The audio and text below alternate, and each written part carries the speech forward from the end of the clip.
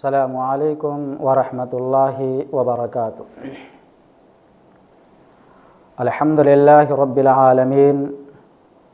والصلاة والسلام علی سائر الانبیاء والمرسلین خصوصاً علی محمد بن عبداللہ الامین وعلی آلہ وصحبہ ومن تبعہم بإحسان الی یوم الدین، اما بعد۔ قال اللہ تبارک و تعالی فی کلامہ المجید: فاعوذ باللہ السمیع العلیم من الشیطان الرجیم، بسم اللہ الرحمن الرحیم۔ ولسانا وشفتین۔ محترم حضرات، میں اپنے دوسرے بیان میں آپ کو اپنے خطاب کے تسلسل کی طرف لے کر چلتا ہوں کہ اللہ تبارک و تعالی نے انسان کے اوپر جتنی بھی نعمتیں کی ہیں، ان نعمتوں میں زبان عظیم ترین نعمت ہے، اور میں نے پہلے خطاب میں اسی بات کی طرف اشارہ کرنے کی کوشش کی ہے اور بتایا ہے کہ مختلف مقامات پر قرآن کریم نے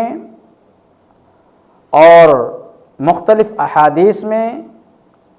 نبی اکرم صلی اللہ علیہ وسلم نے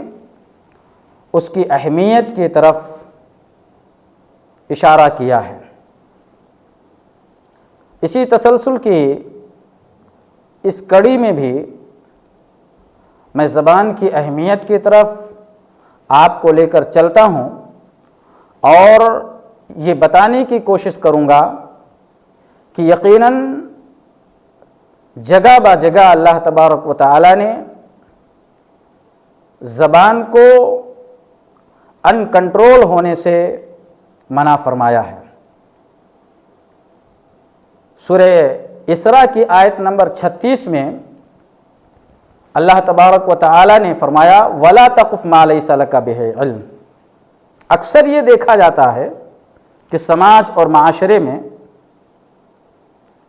سوسائٹی میں،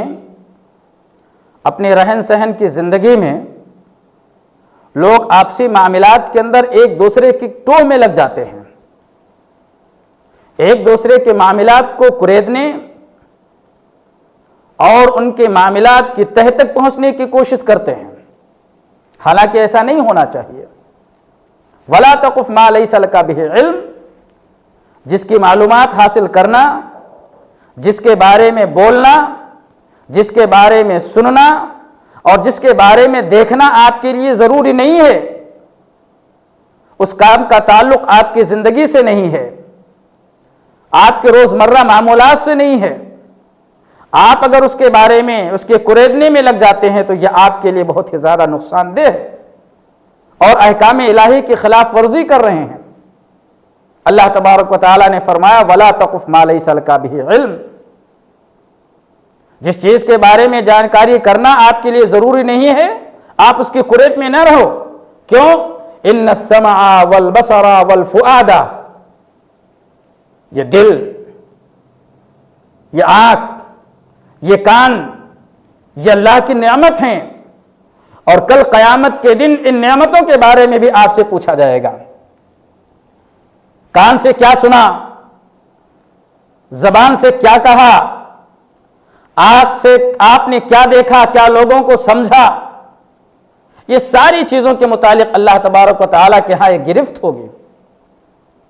آپ اس کو معمولی نہ سمجھیں۔ یہ نعمت اگر اللہ تبارک و تعالیٰ نے آپ کو عطا کی ہے تو اس نعمت کو جائز طریقے سے استعمال کرنے اور جائز کاموں میں لگانے کا بھی حکم دیا ہے۔ بڑی عظیم ترین نعمت ہے، اور اس نعمت کے متعلق بڑی بڑی باریکیوں سے، بڑی باریکی کے ساتھ آپ سے کل قیامت کے دن سوال کیا جائے گا۔ نبی اکرم صلی اللہ علیہ وسلم کسی سفر میں جا رہے تھے اور حضرت معاذ بن جبل رضی اللہ عنہ نبی اکرم صلی اللہ علیہ وسلم کے ردیف تھے. ردیف جانتے ہیں؟ سوار کے پیچھے جو آدمی سواری لے کر چلتا ہے، سواری کو چلاتا ہے، اس کے پیچھے جو آدمی بیٹھتا ہے اس کو ردیف کہا جاتا ہے. آپ اپنی زبان میں یہ سمجھیے کہ آپ کسی موٹر سائیکل سے چل رہے ہیں اور آپ گاڑی کو چلا رہے ہیں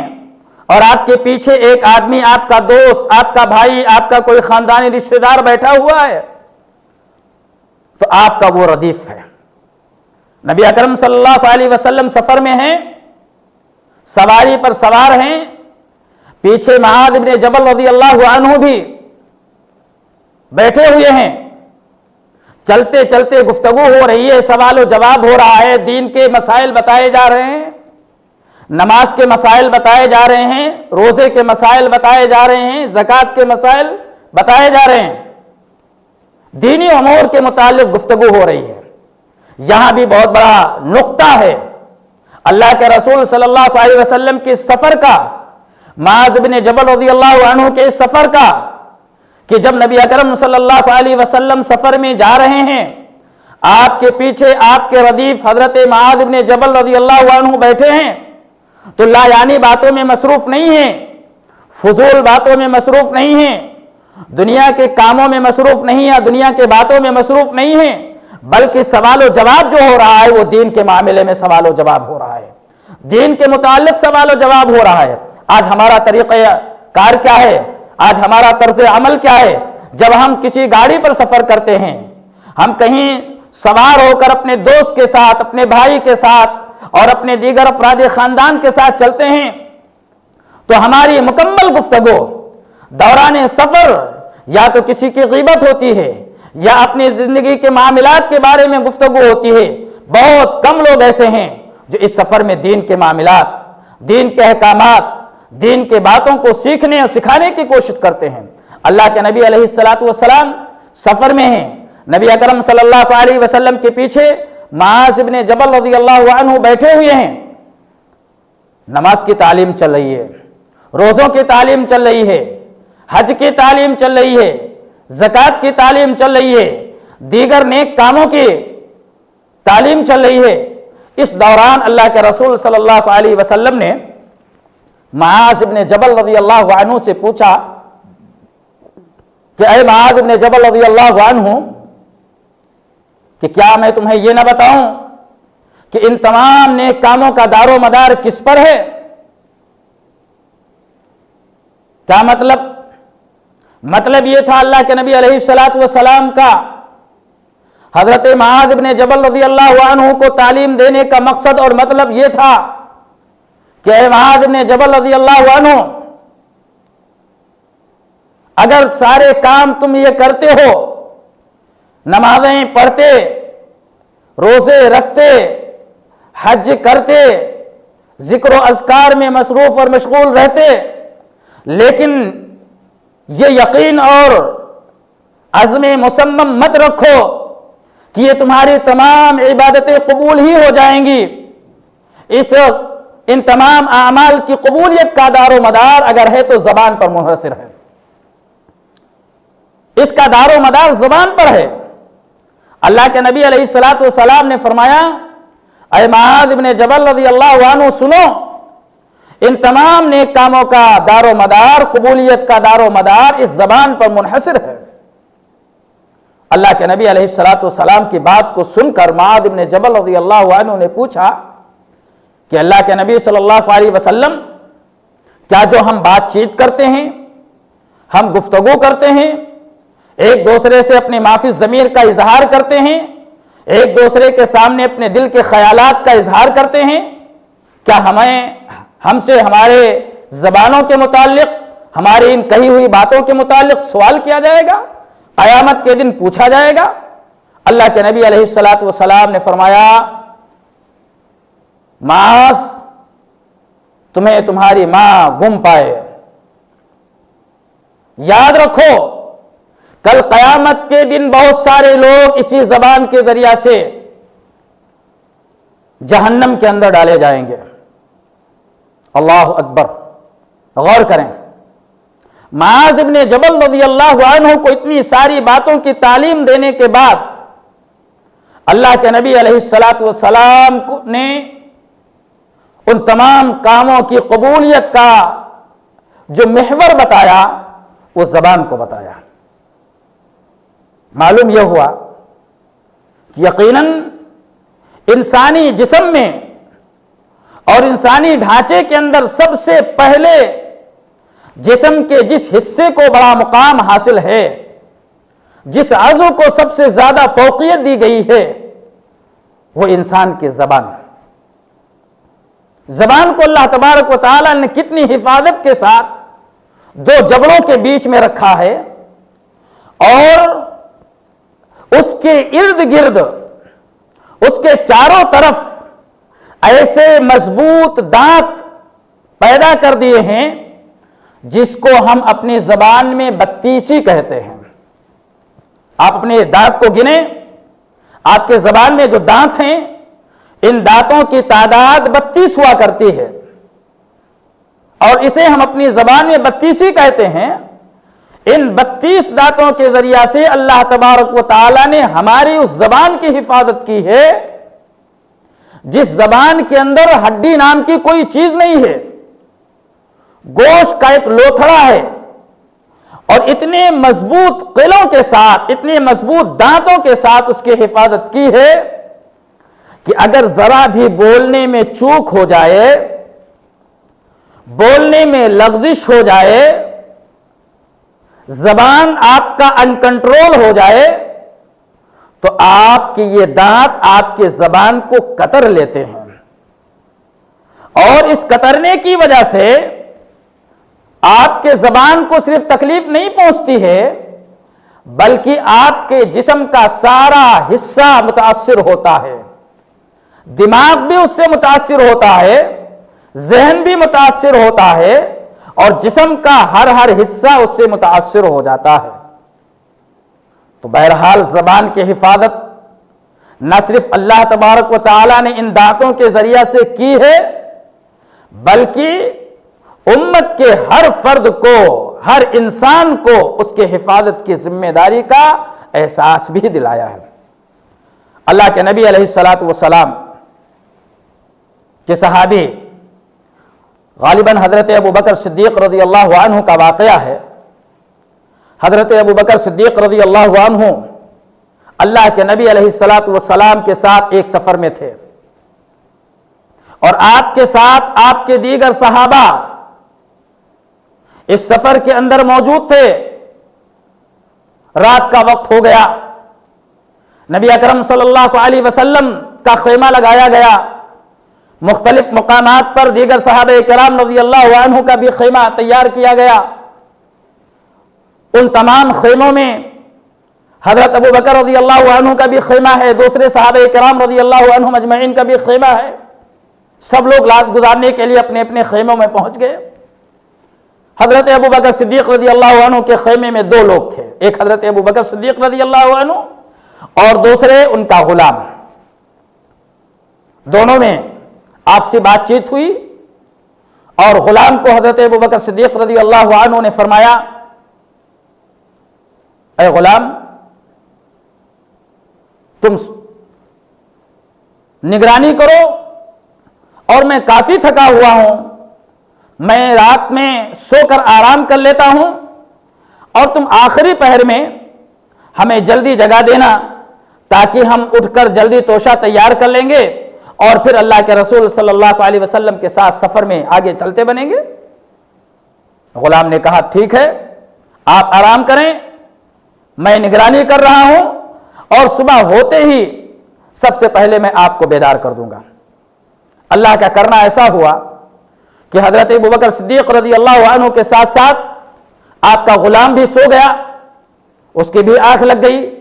اور سب سے پہلے حضرت ابو بکر صدیق رضی اللہ عنہ بیدار ہوئے. دیکھا غلام سو رہا ہے, غصہ آیا اور اس غصے کے عالم میں حضرت ابو بکر صدیق رضی اللہ عنہ کے زبان سے یہ الفاظ ادا ہوئے کہ کتنا سست ہے, کتنا سست ہے یہ غلام، اللہ اکبر، کوئی اور سخت جملے نہیں بلکہ وہ جملہ اختیار کیا جو ہم اپنی تہذیب کے اندر، اپنے کلچر کے اندر اور ہم اپنی روزمرہ کی زندگی کے اندر بڑے اچھے انداز میں ایک دوسرے کو یاد کیا کرتے ہیں۔ ابو بکر صدیق رضی اللہ عنہ نے کہا کتنا سست ہے، یہ کہہ کر اپنے غلام کو جگایا اور کہا دیر ہو چکی ہے، اب کھانا تیار کرنے کا وقت نہیں ہے، جلدی جاؤ اللہ کے رسول صلی اللہ علیہ وسلم کے پاس جاؤ، آپ کے پاس آپ کے ساتھ آپ کی زوجہ محترمہ ہیں، ممکن ہے کوئی سالن وغیرہ ہو وہاں سے لے کر آؤ، کچھ کھا لیں گے اور رخت سفر باندھ دیں گے۔ غلام گیا، جا کر اللہ کے رسول صلی اللہ علیہ وسلم سے فرمایا کہ اللہ کے نبی علیہ الصلوۃ والسلام قحافہ کے بیٹے ابو بکر صدیق رضی اللہ عنہ نے آپ کو سلام عرض کیا ہے اور آپ سے سالن کا مطالبہ کیا ہے۔ اللہ کے نبی علیہ الصلوۃ والسلام نے فرمایا کہ جا کر قحافہ کے بیٹے ابو بکر صدیق رضی اللہ عنہ سے میرا سلام عرض کرو اور کہو کہ انہیں سالن کی ضرورت نہیں ہے، انہوں نے سالن کھا لیا ہے۔ غلام، خادم ابو بکر صدیق رضی اللہ عنہ کے پاس پہنچتا ہے اور کہتا اللہ کے رسول صلی اللہ علیہ وسلم نے آپ کو بھی سلام عرض کیا ہے، لیکن آپ کے متعلق یہ کہا ہے کہ آپ نے سالن استعمال کر لیا، سالن کھا لیا ہے۔ اللہ اکبر، ابو بکر صدیق رضی اللہ عنہ پریشان ہو گئے، خدمت نبوی میں پہنچے، اللہ کے رسول صلی اللہ علیہ وسلم سے عرض کیا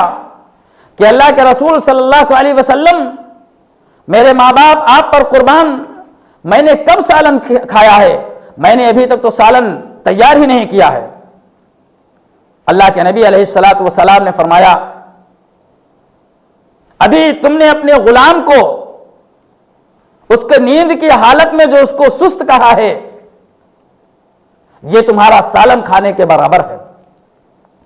تم نے اس کو سخت سست کہا، تم نے اس کی غیبت کی ہے، اس کی ہجو بیان کی ہے۔ حضرت ابو بکر صدیق رضی اللہ عنہ نے فرمایا کہ اللہ کے رسول صلی اللہ علیہ وسلم آپ مجھے معاف فرما دیں۔ اللہ کے نبی علیہ الصلوۃ والسلام نے فرمایا ہمیں معاف کرنے، ہم سے معافی مانگنے کی ضرورت نہیں ہے، بلکہ اس شخص سے جا کر معافی مانگو جس کے متعلق تم نے یہ جملہ کہا ہے۔ ابو بکر صدیق رضی اللہ عنہ آئے اور اپنے غلام سے معافی مانگی۔ معلوم یہ ہوا کہ ایک چھوٹا جملہ بھی اگر ہمارے سامنے والے کو تکلیف پہنچا سکتا ہے تو یقیناً یہ ہمارے لیے جنت میں داخلے کا رکاوٹ بن سکتا ہے۔ کون سی جنت؟ کون سی جنت؟ وہ جنت جس جنت کے متعلق اللہ کے نبی علیہ الصلوۃ والسلام نے ایسے آدمی کو اپنی آنکھوں سے دیکھا کہ وہ جنت کا مستحق ہو گیا، اس کے نامہ اعمال میں نماز، اس کے نامہ اعمال میں روزے، اس کے نامہ اعمال میں زکوٰۃ، اس کے نامہ اعمال میں حج، اس کے نامہ اعمال میں دیگر نیکیاں، ابھی اس کو جنت میں جانے کا حکم ملنے والا ہے۔ اتنے میں ایک آدمی پیچھے سے آتا ہے۔ اللہ کے نبی علیہ الصلوۃ والسلام حدیث کے اندر فرماتے ہیں کہ جب کل قیامت کے دن اللہ تبارک و تعالی ایسے نیکیوں کے رکھنے والے کو جنت میں جانے کا اعلان کر دے گا،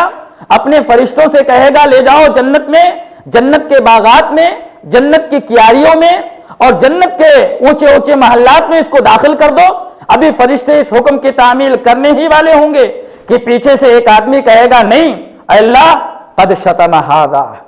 اس زبان کے ذریعہ سے اس نے مجھے گالی دی تھی، وقذف ھذا،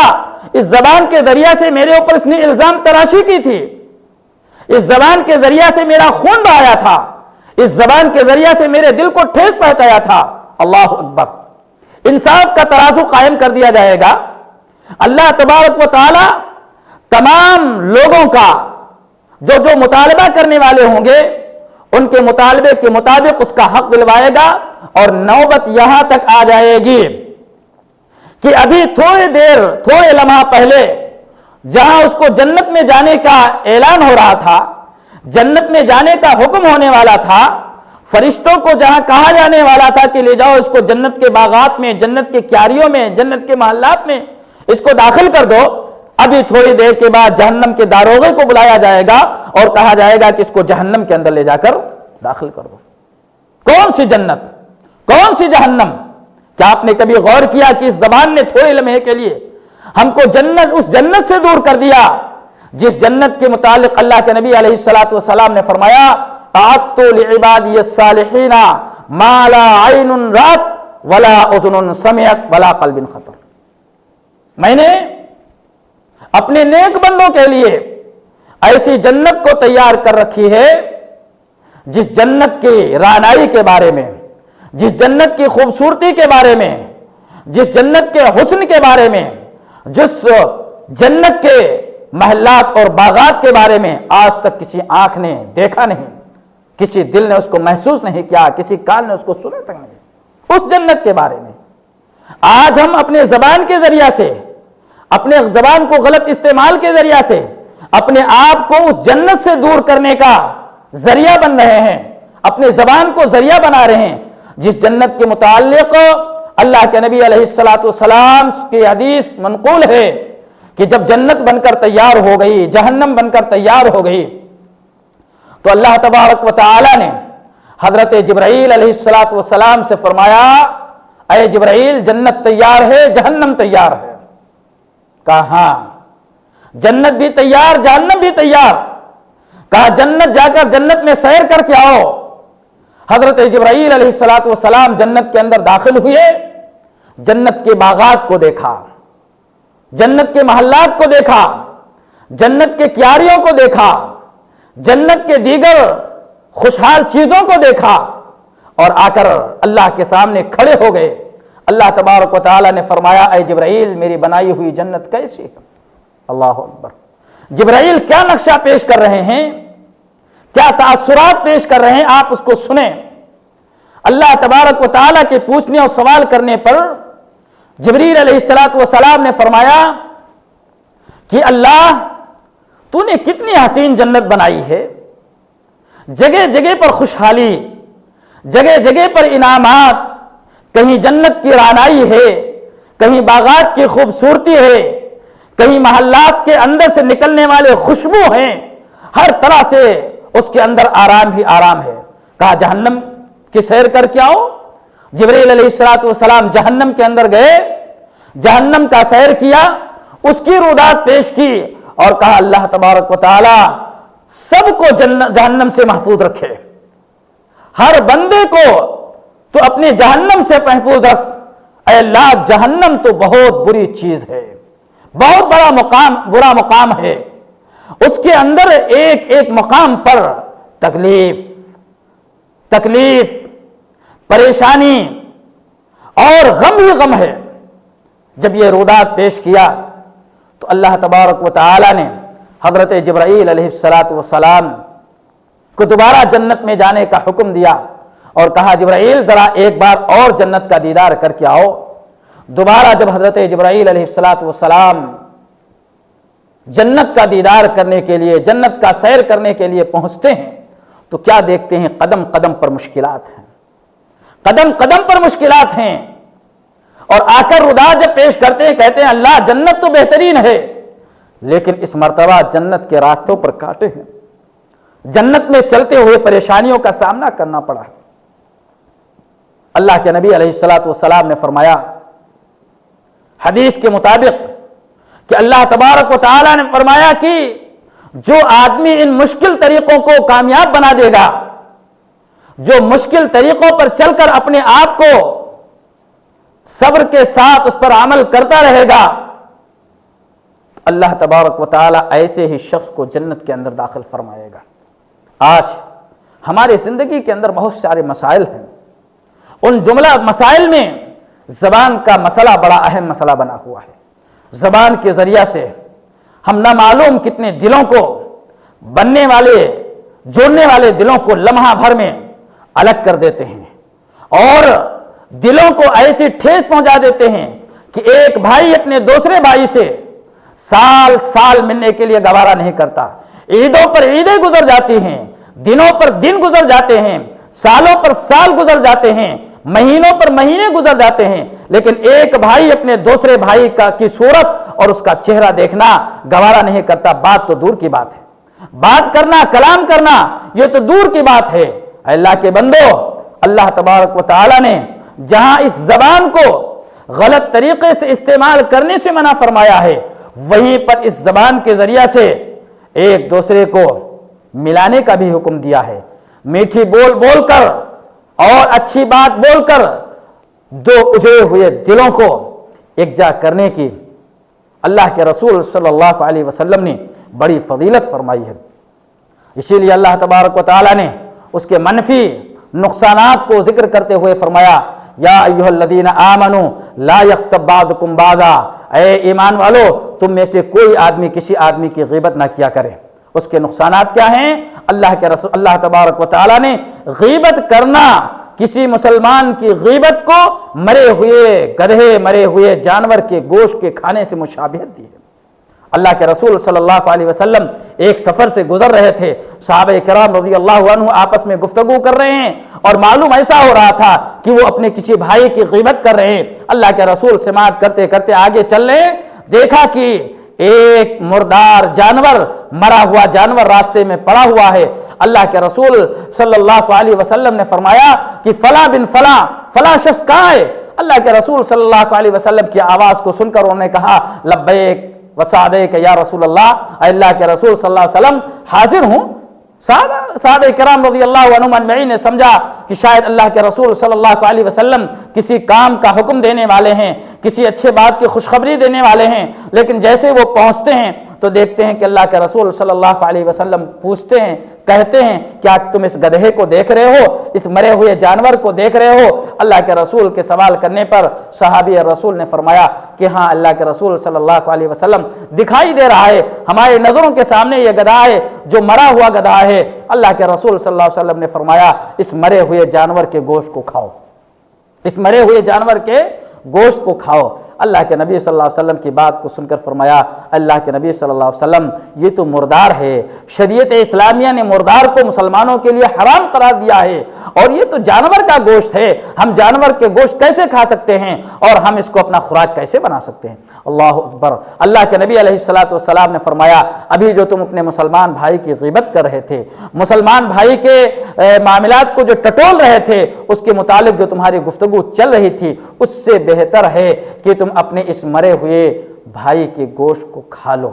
اپنے اس مرے ہوئے جانور کے گوشت کو، اپنے مرے ہوئے اس جانور جو تمہاری نظروں کے سامنے ہے، اس جانور کے گوشت کو کھا لو۔ اللہ اکبر۔ کتنا سنگین معاملہ ہے،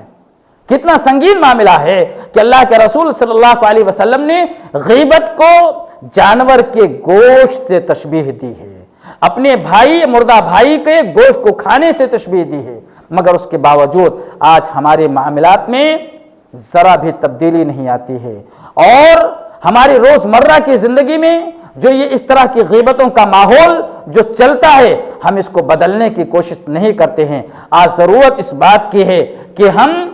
اپنے اس عمل میں تبدیلی پیدا کریں اور اپنی زبان کو کنٹرول رکھیں اور پر گرفت رکھتے ہوئے اپنے آپ کو محفوظ رکھیں، ورنہ کہیں ایسا نہ ہو کہ کل قیامت کے دن اسی زبان کے ذریعہ سے اللہ تبارک و تعالیٰ کے یہاں ہمارے دیگر نیک اعمال ضائع اور اکارت اور برباد ہو جائے۔ اللہ تبارک و تعالیٰ سے دعا کریں کہ اللہ تبارک و تعالیٰ جہاں ہماری نمازوں کو قبول فرمائے، ہمارے صدقات و خیرات کو قبول فرمائے، ہمارے روزوں کے قبولیت کو درجہ، ہمارے روزوں کو قبولیت کا درجہ عطا فرمائے، وہیں پر ہمیں زبان کی حفاظت کرنے کی توفیق عطا فرمائے، زبان پر کنٹرول کرنے کی توفیق عطا فرمائے، زبان کو لایعنی باتوں سے گریز کرنے کی توفیق عطا فرمائے۔ اللہ کے نبی علیہ الصلوۃ والسلام کے بارے میں آتا ہے، اللہ کے رسول صلی اللہ علیہ وسلم صبح سویرے اٹھتے اور اپنی زبان کو پکڑ کر کہتے تھے، اے زبان اگر تو صحیح ہے، اگر تو صحیح ہے تو جسم کا سارا حصہ صحیح رہے گا۔ اور ایک دوسری روایت میں ہے کہ اللہ کے رسول صلی اللہ علیہ وسلم نے فرمایا، جسم کے تمام حصہ صبح سویرے اٹھ کر زبان کے متعلق کہتے ہیں، اے زبان اگر تو اچھا ہے تو صحیح ہے تو جسم کے تمام اعضاء صحیح رہیں گے، اور اگر تو غلط ہے تو جسم کے تمام اعضاء غلط رہیں گے۔ اللہ رب العزت سے دعا ہے کہ اللہ تبارک و تعالی ہمیں اپنے زبان کی حفاظت کرنے کی توفیق عطا فرمائے اور زبان کو صحیح کاموں میں استعمال کرنے کی توفیق عطا فرمائے۔ اقول قولی ھذا واستغفر اللہ لی ولکم ولسائر المسلمین، والسلام علیکم ورحمۃ اللہ وبرکاتہ۔